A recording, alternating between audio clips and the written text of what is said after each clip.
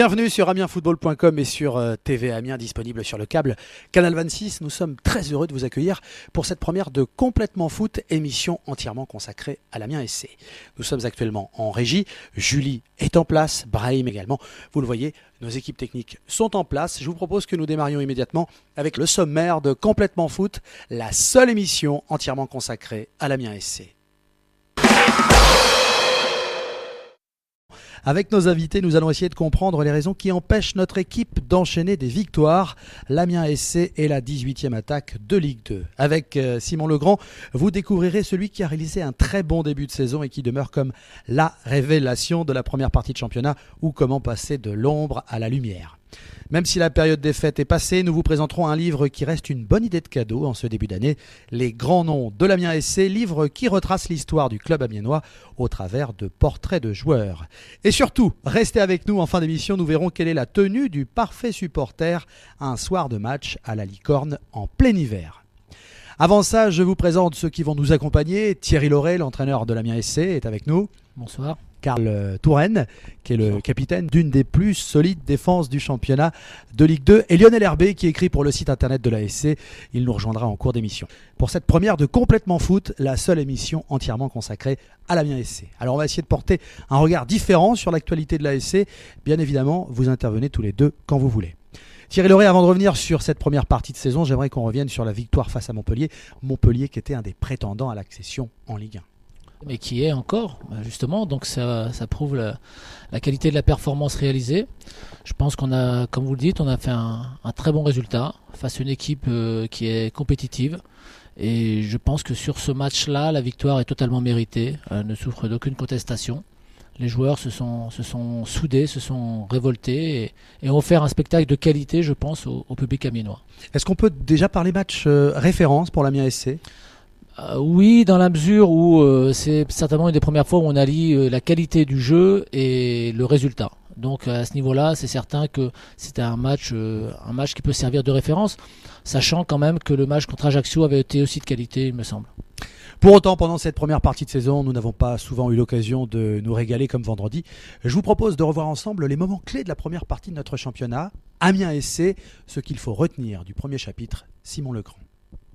L'ASC entame la deuxième partie de saison de Ligue 2 en se positionnant à la 13e place, à seulement 3 points du premier relégable. L'heure de dresser un premier bilan des performances de Thierry Lauré est donc arrivée. L'ASC est la championne des défenses en ayant encaissé seulement 16 buts depuis le début de la saison, grâce à une ligne défensive solide et un gardien qui s'est révélé.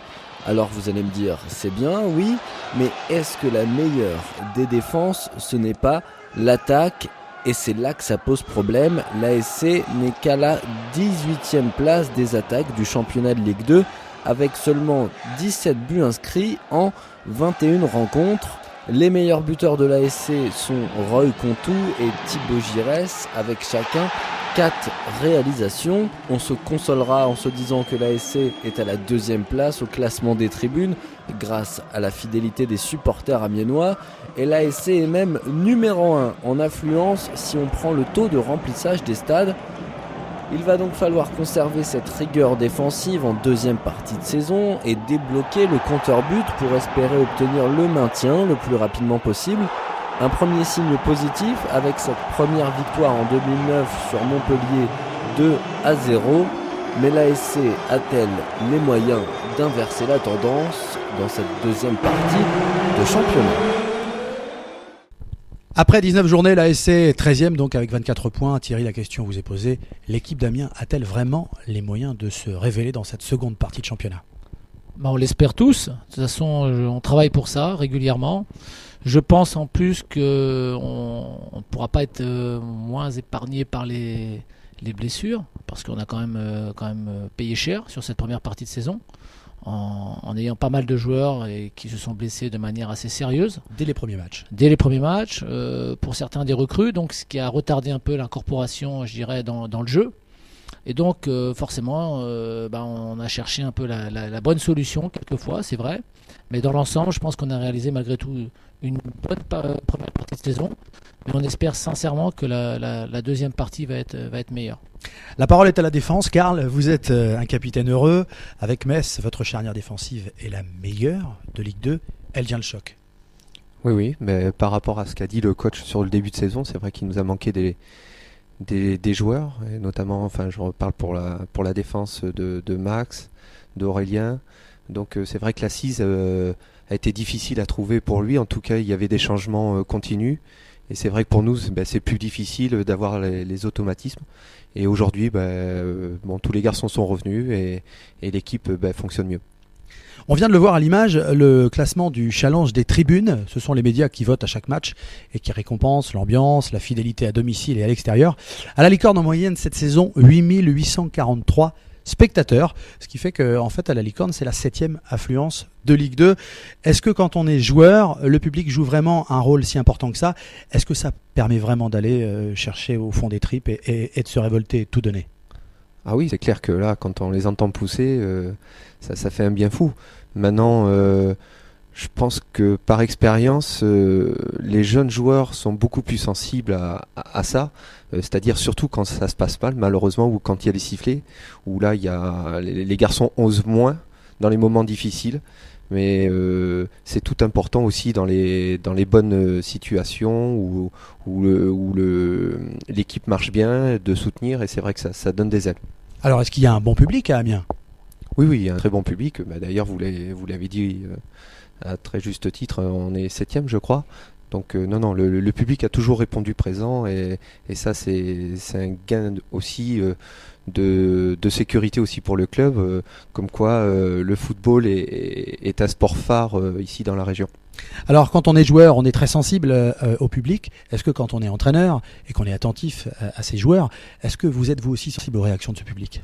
Bien évidemment, dans la mesure où, comme l'a dit Karl, c'est vrai que quand le public vous pousse, ça vous oblige aussi à aller chercher quelquefois des forces un peu cachées en vous et à vous découvrir des qualités peut-être que vous ne soupçonnez même pas. Mais il est certain qu'on espère aussi que sur cette deuxième partie, puisqu'on en parlait tout à l'heure, sur cette deuxième partie, on saura justement avoir le public, se mettre le public avec nous encore plus souvent. Lionel Herbet nous a rejoint. Est-ce que dans la tribune de presse, on entend le public se manifester également, Lionel? Oui, on l'entend, mais on ne le regarde pas parce qu'après on perd le fil du match et peut arriver qu'un but soit marqué et là on ne sait plus comment ça s'est passé.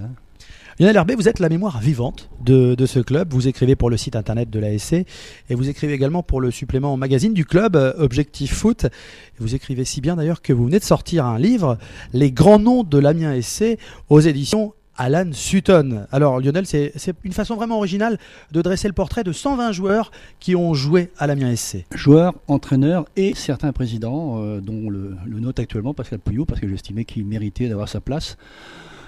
C'est vrai que ça part depuis les années 1900, puisqu'on a en 1908 un joueur qui a été international à Amiens, et puis après ça s'est poursuivi. Donc 120 portraits, il aurait pu en avoir 150, mais il faut s'arrêter à un certain moment. Peut-être que dans 20-30 ans, j'aurai le temps d'en refaire un. D'ailleurs, j'imagine que vous avez dû faire des déçus. Oui, oui. On vous demandera pas les noms, Lionel. Mais c'est pas, c'est subjectif bien sûr. Donc il faut s'arrêter. Le football n'est pas un sport comme l'athlétisme ou le cyclisme où on gagne avec des performances, des temps, etc. Là, c'est subjectif. Mais c'est des oublis tout à fait involontaires. Quel est votre meilleur souvenir de sport, Lionel, à Amiens? De sport? De football ou de sport ou de football? De sport, c'est les titres de champion du monde de Philippe Hermenot en cyclisme, bien sûr, et puis tous les titres de champion de France. Un grand amateur de cyclisme. Ah oui, c'est vrai. Mais je sais que Thierry Loret aime le cyclisme. Également? Oui. Et dans le football, votre meilleur souvenir, c'est quoi? C'est la fameuse année de la Coupe de France, comme la finale, où 20 000 supporters picards se déplacent au Stade de France pour aller voir Amiens rencontrer Strasbourg. Et c'est l'année des inondations, en plus, dans la Somme. Donc il y a tout un symbole qui a bien marché. Et aussi la demi-finale, quand Amiens élimine 3 au tir au but, et que je vois une scène qui est quasiment surréaliste, et les deux coachs côte à côte sur le même banc, Alain Perrin et Denis Troche, j'avoue que j'ai beaucoup apprécié. Dernière question, il n'y a pas de piège, et je vais vous la poser. Quel est d'après vous le meilleur joueur de l'Amiens SC, meilleur joueur de tous les temps? Comment voulez-vous sortir un joueur en un siècle? Amiens comparé à un Urbain Wallet dont le nom porte le nom d'un challenge, tout à fait, le nom d'un stade. Urbain Wallet qui était un athlète qui faisait 100 kilos et qui courait le 100 mètres en 11 secondes. Comment comparer Paul Nicolas qui est arrivé sur le tard à Amiens, capitaine de l'équipe de France, futur sélectionneur de l'équipe de France, un Paul Imela qui a été désigné par les lecteurs du Coué Picard comme joueur du siècle, et puis bien sûr les joueurs de l'époque moderne, tous ceux qui depuis l'an 2000 sont passés par Amiens, c'est franchement difficile.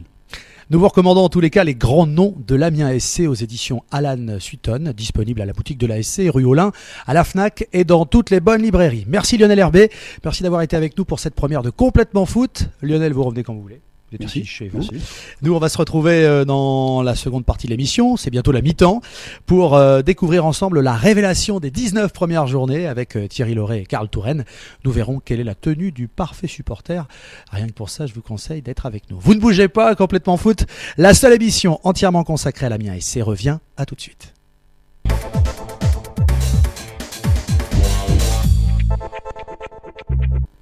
Bienvenue sur amiensfootball.com et TV Amiens, disponible sur le câble Canal 26. Complètement Foot, la seule émission entièrement consacrée à l'Amiens SC, deuxième et dernière partie, c'est la reprise. Nos invités, Thierry Laurey, né le 17 février à Troyes, dans l'Aube, entraîneur de l'Amiens SC depuis juin 2008.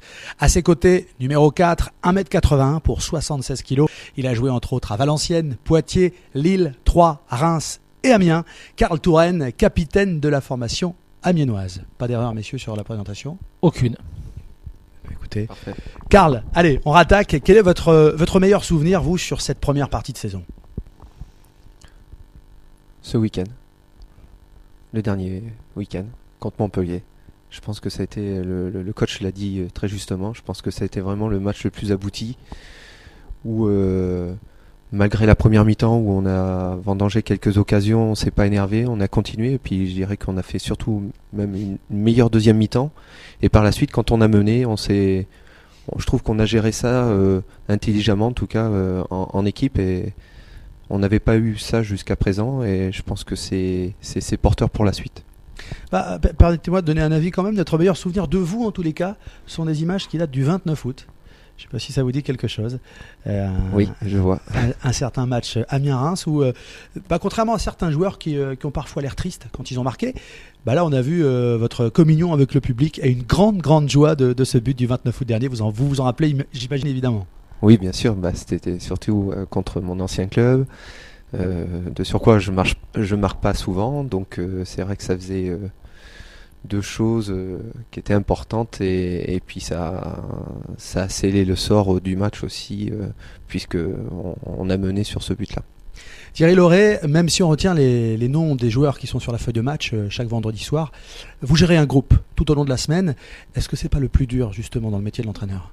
Ah, forcément, il est clair que quand vous arrivez le jeudi et que vous devez coucher 16 noms sur la feuille, vous savez que vous allez faire des mécontents, des malheureux, je dirais.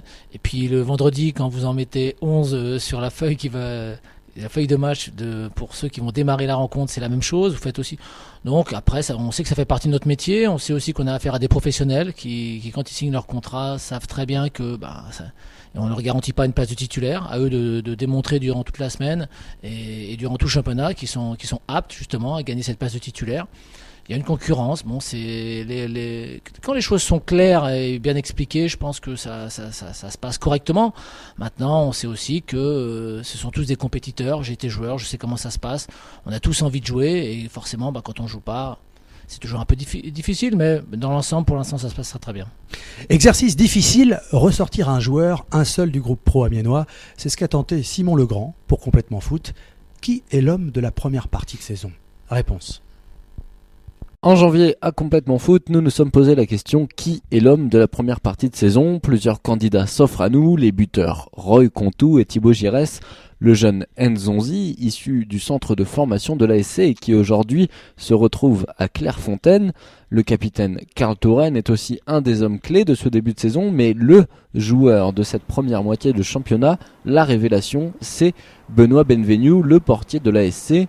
À seulement 23 ans, il a su s'imposer comme titulaire. Patron de la meilleure défense de Ligue 2, il est arrivé au club la saison dernière. Son intégration a été plutôt facile. J'avais la chance de connaître quelques joueurs Donc l'adaptation a été rapide, puis on était pas mal, on était 7 à mon souvenir, nouveaux, donc ça a été assez rapide au niveau adaptation, puis pour faciliter la chose, on était quand même un bon paquet de joueurs venus du sud, donc c'est pas une mentalité, c'est qu'on aime bien rigoler tous, donc ça met un peu d'ambiance et ce qui apporte un peu de chaleur dans le vestiaire. Benoît vient donc du sud de la France. Né à Montauban, il a fait ses premières armes à Toulouse. Le poste de gardien de but a toujours été pour lui une évidence. Moi, mon idole, entre guillemets, c'était Olmeta. J'adorais ce gardien, il était un peu foufou dans les buts. Donc ouais, si je devais dire quelqu'un, ce serait Olmeta. Bon, quand j'étais gamin, je le regardais souvent jouer, il prenait le ballon, il driblait les joueurs, tu vois, c'est un truc qu'on n'a pas vu dans le foot, enfin qu'on voit même pas du tout, mais on voit plus du tout ça. Et ça, je trouvais que ça apportait une touche de fun, puis il était aimé par les gens, quoi. Et puis après, au niveau de la personnalité, comme on le connaît un peu, c'est quelqu'un de bien, donc moi ça a été le mec qui m'a donné envie de vraiment continuer à fond dans le foot. Et j'ai toujours été gardien, j'avais le père qui était gardien, donc ça a été dans la famille, c'était un peu une institution. Donc voilà, non, sinon j'aime bien m'amuser de temps en temps, mais sinon je suis plus doué un peu avec mes mains qu'avec mes pieds quand même. Sa carrière ne fait que démarrer, il a déjà disputé 18 matchs cette saison et a quelques ambitions. Et on aspire toujours à avoir le mieux pour soi-même, pour sa famille, et voilà moi. J'espère, j'ai des ambitions, je les ai dans ma tête, elles sont pour moi, et si elles se réalisent, tant mieux. Si elles ne se réalisent pas, je me dirais que j'aurais tout fait pour. Mais pour l'instant, je suis à Amiens, comme je t'ai dit, je joue, je suis bien, je suis content, je suis heureux. Benoît Benvenu, gardien de but, 18 matchs disputés cette saison, homme de la première partie de championnat. Benoît qui s'est blessé au doigt à Guingamp et qui devrait rapidement rejouer, l'occasion pour nous de saluer Paul Delecroix qui a été son remplaçant, son brillant remplaçant. Oui, tout à fait. Pour revenir sur Benoît, il a saisi la chance qui lui a été donnée en début de saison. Et puis malheureusement, c'est vrai, vous l'avez spécifié, il a eu cette petite blessure à Guingamp.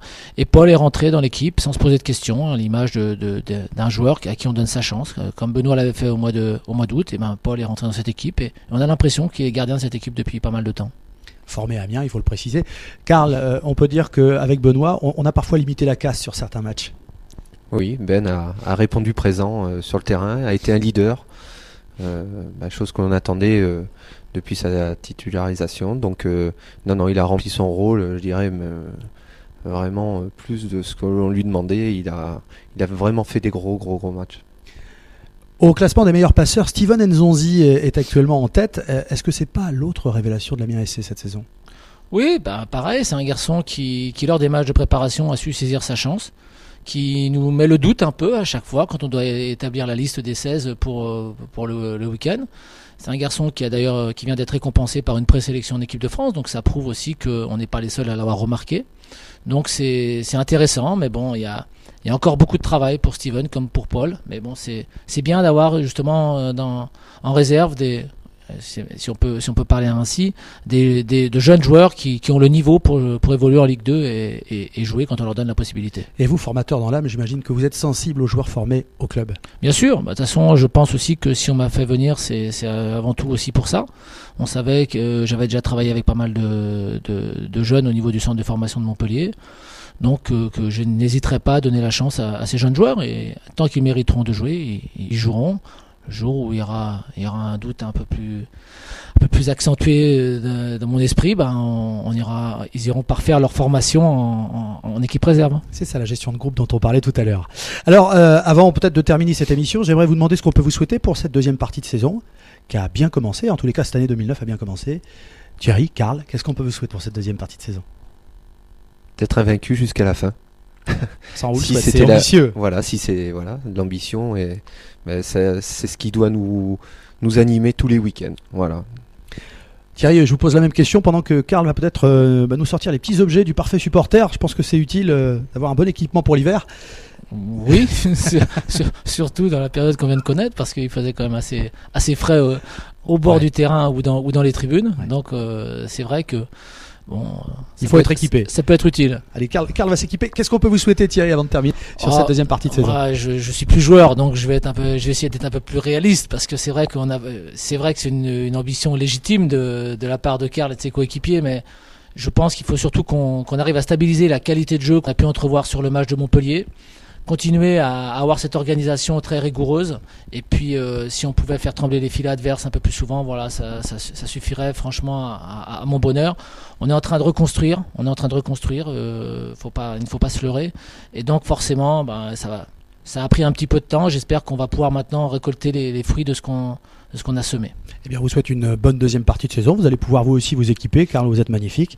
J'imagine que si vous me donnez le bonnet, c'est pour que je le mette, mais je vais le passer à Thierry parce que il va falloir que je conclue cette émission. On va souhaiter d'ailleurs bon anniversaire à l'homme de la première partie de saison, Benoît Benvenu, 24 ans le 18 janvier dernier. Bravo également à Roy Cantou, papa pour la deuxième fois d'une petite Louane qui est née, elle, le 9 janvier dernier, là où il ne faisait pas froid, à Cayenne, en Guyane. Toute l'équipe de Complètement Foot se joint à moi pour transmettre, vous êtes vraiment très beau, tous nos vœux de bon rétablissement également à Aurélien Bosch qui s'est fait opérer de la cheville gauche et que l'on ne reverra pas sur les terrains avant la saison prochaine. Saluons ceux grâce à qui Complètement Foot a pu voir le jour, les présidents Pascal Pouillot, François Gossard, le manager général Serge Guyot, mais aussi Alexandre Maille pour l'Amiens SC, toute l'équipe de TV Amiens et les élèves du BTS audiovisuel du lycée Robert Luzarche. Cette émission est visible dès maintenant sur les sites amiensfootball.com et tvamiens.com. Rendez-vous le mois prochain pour le numéro 2 de Complètement Foot. Nous reviendrons sur les résultats du mois de janvier, le mercato d'hiver, nous aurons un invité surprise et nous laisserons, est-ce bien raisonnable, Nicolas Régnier s'improviser reporter. Pas sûr que ça ce soit très raisonnable. En tous les cas, vous le verrez. C'est la fin du match. Merci à nos invités, Thierry Lauré, Karl Touraine.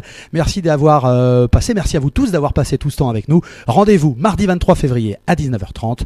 En attendant, vous pouvez réagir en nous écrivant à completementfoot@amiensfootball.com, completementfoot@amiensfootball.com. Nous attendons toutes vos suggestions, vos remarques. Dites-nous tout ce qui vous passe par la tête. Et puis n'oubliez pas, Complètement Foot, la seule émission consacrée à l'Amiens SC. D'ici là, portez-vous bien et vive le foot.